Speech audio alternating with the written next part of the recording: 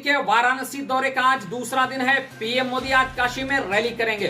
PM देर रात surprise check के लिए कैंट स्टेशन पहुंचे और खिड़कियां घाट का भी जायजा लिया। मणिपुर में आज दूसरे और अंतिम चरण का मतदान हो रहा है, जहां 22 विधानसभा सीटों पर वोट डाले जा रहे हैं। यूक्रेन में फंसे भारतीयों की वतन वापसी जारी है। ऑपरेशन गंगा के तहत आज 15 उड़ानों से 2200 से ज्यादा लोगों के स्वदेश लौटने की उम्मीद है। देश और दुनिया के आज के ताजा घटनाक्रम कुछ इस प्रकार हैं। हेलो दोस्तों, मैं हूं नौशाद अख्तर और आप देख रहे हैं आपका अपना न्यूज चैनल टीवीसी न्यूज 24। देश दुनिया से जुड़ी हर खबर को सबसे पहले देखने के लिए हमारे चैनल को सब्सक्राइब करके बेल आइकन को जरूर दबा दें, ताकि हमारा आने वाला हर वीडियो का नोटिफिकेशन आप तक सबसे पहले पहुंच सके। आइए अब चलते हैं आज की कुछ खास खबरों की तरफ, जिसका जानना है आपके लिए बेहद जरूरी। सबसे पहले आज की तारीख है 5 मार्च 2022, दिन शनिवार। उर्दू तारीख 1 शाबान 1443 हिजरी, दिन शनिचर। अब वक्त है ब्रेकिंग न्यूज का।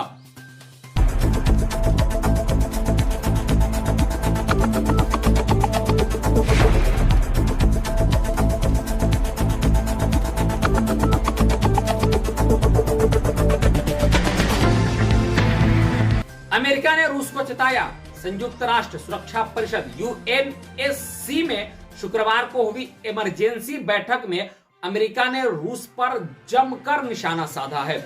यूएनएससी में अमेरिकी राजनयिक ने कहा, रूस परमाणु संयंत्रों को वॉर का हिस्सा न बनाए। यूरोप तेजी से युद्ध की ओर बढ़ रहा है।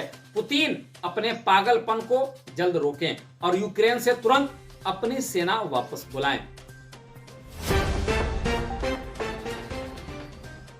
पुतिन ने कहा, मांगे मानी जाएंगी तभी बातचीत संभव है। रूस के राष्ट्रपति व्लादिमीर पुतिन ने यूक्रेन के शहरों पर बमबारी के आरोपों से किया इनकार।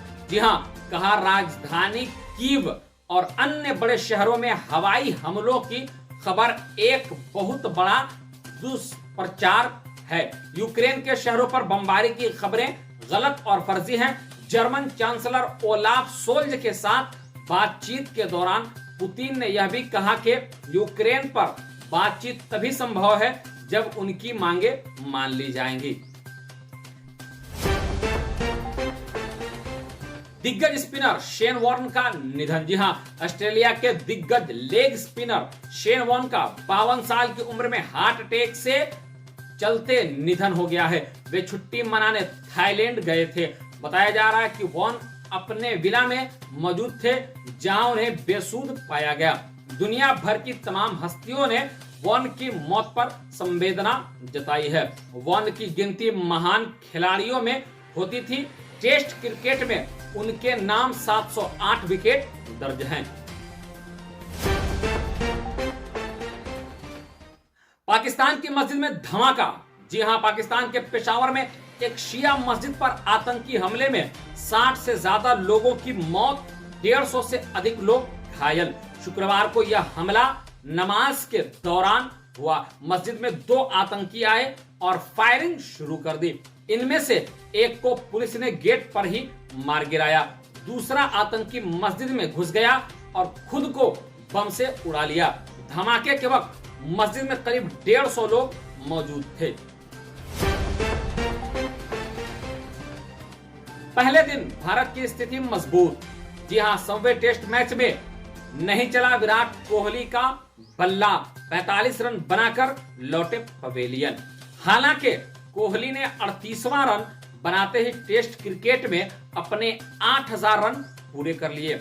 उधर विकेटकीपर बल्लेबाज ऋषभ पंत ने एक बार फिर शतक से चूक गए। उन्होंने 97 गेंदों पर 96 रन की तेज पारी खेली। मोहाली टेस्ट में पहले दिन भारत ने श्रीलंका के खिलाफ 6 विकेट खोकर 357 रन बना लिए हैं। अब वह खबरें जो आपके लिए है बेहद जरूरी। ऑनलाइन डिस्टेंस कोर्स में एडमिशन के लिए जामिया मिल्लिया इस्लामिया ने रजिस्ट्रेशन की प्रक्रिया शुरू कर दी है। ऑनलाइन कार्यक्रम JMI के centre for distance and online education द्वारा संचालित किए जाएंगे। जो उम्मीदवार इन कोर्स में एडमिशन लेना चाहते हैं वो jmicoe.in पर आवेदन कर सकते हैं। रजिस्ट्रेशन की अंतिम तारीख 25 मार्च 2022 है। हिमाचल प्रदेश के मुख्यमंत्री जयराम ठाकुर ने राज्य का बजट पेश किया है। राज्य की बीजेपी सरकार ने बजट 2022 में मासिक वृद्धावस्था पेंशन 1001 रुपये से बढ़ाकर 1500 रुपये कर दी है। वहीं इस पेंशन के लिए आयु सीमा 70 वर्ष से घटाकर 60 वर्ष की गई है।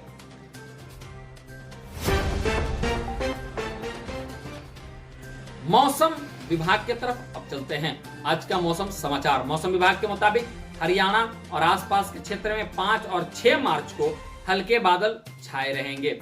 दक्षिण पूर्वी बंगाल की खाड़ी और दक्षिण अंडमान सागर के ऊपर बने दबाव के क्षेत्र की वजह से उत्तर प्रदेश के पश्चिमी और पूर्वी क्षेत्रों में भी आज बूंदाबांदी के आसार हैं। राजधानी दिल्ली में आज 25 से 35 किलोमीटर प्रति घंटे की रफ्तार से हवा चलने की संभावना बताई जा रही है। नाटो ने यूक्रेन को अकेला छोड़ा।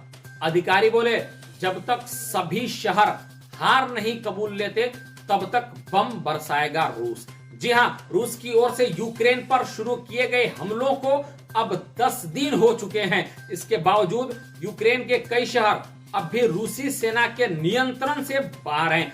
अब अमेरिका और नाटो के अधिकारियों ने आशंका जताई है कि यूक्रेन पर अपना कब्जा जमाने के लिए रूस तब तक बम बरसाएगा जब तक सभी शहर खुद आत्मसमर्पण नहीं कर देते हैं।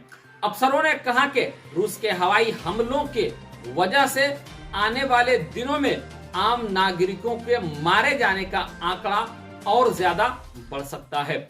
गौरतलब है कि इससे पहले नाटो ने खुद यूक्रेन के हवाई मार्ग को नो फ्लाई जोन घोषित करने से इनकार कर दिया था।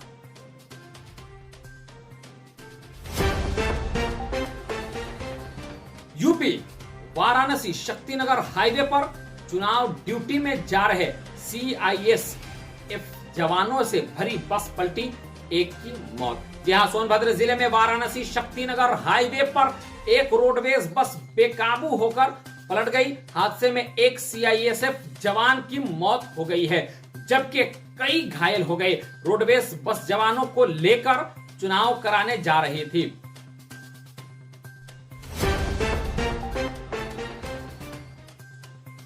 संकट, नाटो बोला यूक्रेन को नो फ्लाई जोन घोषित किया तो भड़क जाएंगे पुतिन। जेलेंस्की बोले आपने उन्हें बमबारी जारी रखने का ग्रीन सिग्नल दे दिया है। जहां यूक्रेन की ओर से नाटो से अपील की गई थी कि वह यूक्रेन को नो फ्लाई जोन घोषित करे जिससे रूसी हमलों से बचा जा सके। हालांकि परमाणु शक्ति संपन्न रूस से सीधे टकराने से बचने के लिए नाटो ने यूक्रेन को नो फ्लाई जोन घोषित करने से इनकार कर दिया है।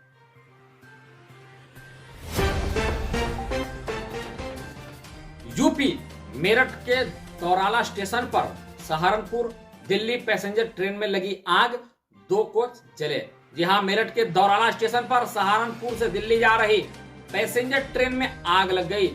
आग लगने की घटना से अफरा तफरी मच गई। हालांकि जिन कोच में आग लगी उनके यात्री तुरंत बाहर निकल गए।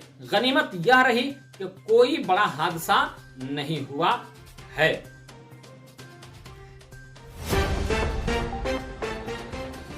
एक और बड़ी संकट, जी हां, उत्तर कोरिया ने किया इस साल का 9वां मिसाइल टेस्टिंग।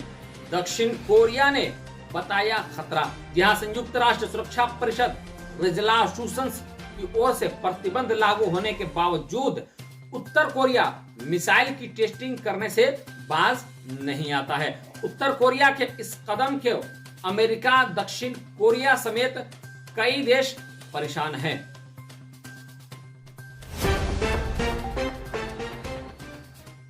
यूक्रेन संकट का 9वां दिन, परमाणु संयंत्र पर रूस का कब्जा, सांसद में रही दुनिया, बनते बिगड़ते हालात के बड़े अपडेट। जी हां, संयुक्त राष्ट्र शरणार्थी एजेंसी के मुताबिक अब तक करीब 12 लाख लोग यूक्रेन छोड़कर बाहर जा चुके हैं।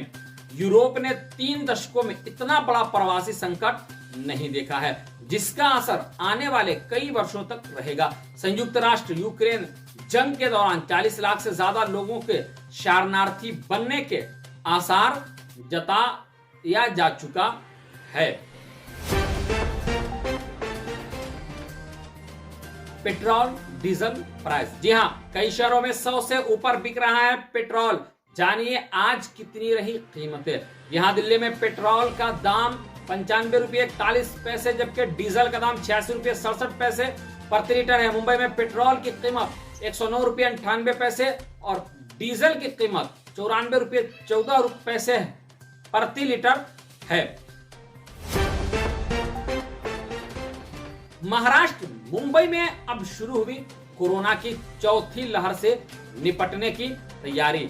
बीएमसी ने टास्क फोर्स से मांगे सुझाव। जी हां, मुंबई में प्रतिदिन 100 के लगभग कोरोना के नए मरीज मिल रहे हैं। 15 अगस्त से 31 अगस्त के बीच सबसे ज्यादा कोरोना मरीज सामने आएंगे।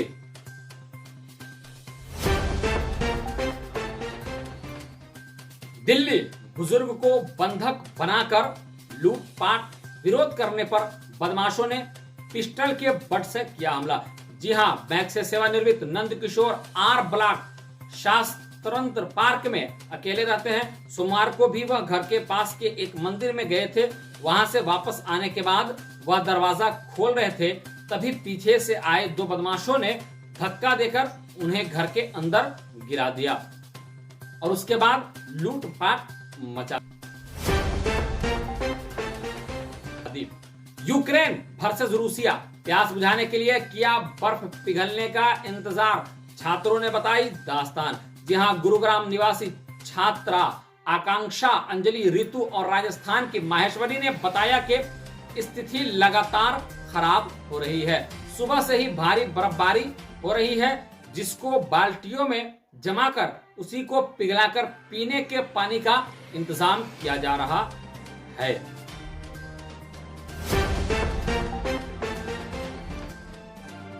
प्रयागराज मतदान केंद्र के पास युवक की बम मारकर हत्या के मामले में थाना अध्यक्ष के खिलाफ जांच शुरू। यहां घटना को लेकर करेली एसओ अनुराग शर्मा की जांच शुरू कर दी गई है। अफसरों का कहना है कि मतदान केंद्र के पास बम से हमला गंभीर मामला है। जांच रिपोर्ट के आधार पर आगे की कार्रवाई की जाएगी। सुप्रीम कोर्ट गौ तस्करी मामले में बरी होने के बाद वाहन जब्त करना संपत्ति के अधिकार का उल्लंघन है। शीर्ष कोर्ट ने मध्य प्रदेश हाई कोर्ट के उस फैसले को दरकिनार कर दिया, जिसमें एक शख्स ने उसके ट्रक को जब्त किए जाने के खिलाफ याचिका दायर की थी। उसकी इस याचिका को हाईकोर्ट ने एमपी गोवध निषेध अधिनियम 2004 और एमपी गोवंश वध प्रतिष्ठा नियम 2012 के नियम 5 के तहत खारिज कर दिया था। आपको हमारी यह जानकारी कैसी लगी कमेंट में जरूर बताएंगे और इसी तरह देश दुनिया से जुड़ी हर खबर को सबसे पहले देखने के लिए हमारे चैनल को सब्सक्राइब करके बेल आइकन को जरूर दबा दें। अब हमारी मुलाकात होगी अगले वीडियो में, तब तक के लिए आप हमें इजाजत दीजिए और देखते रहें आपका अपना न्यूज चैनल टीबीसी न्यूज 24।